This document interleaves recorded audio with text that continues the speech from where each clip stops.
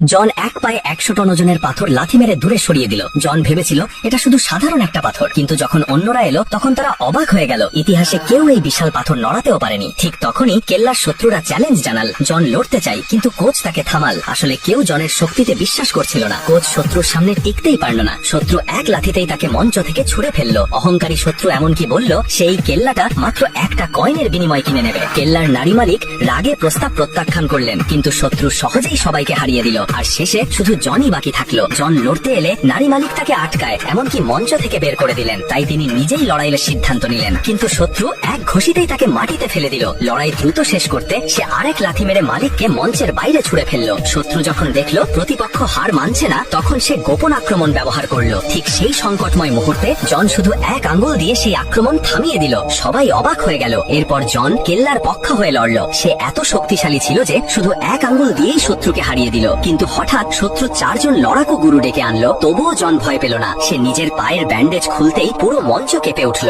4 জনের হামলা সামলিয়ে জন এক ঘষিতেই একজনকে হারিয়ে দিল। হঠাৎ এক শত্রু জনকে জাপটে ধরলো, আর সঙ্গে সঙ্গেই আরেকজন তলোয়ার দিয়ে আঘাত করলো। কিন্তু জনের মুষ্টি সেই অস্ত্রকে টুকরো টুকরো করে দিল। অবশেষে জন 2 হাত দিয়ে সব লড়াকু গুরুদের হারিয়ে দিল। যখন কেল্লার মানুষ বিজয় উদযাপন করছিল, তখনই বিশ্ব চ্যাম্পিয়ন জনকে চ্যালেঞ্জ জানাল। সে ছিল অত্যন্ত শক্তিশালী। মাত্র এক ঘষিতেই জনকে মঞ্চের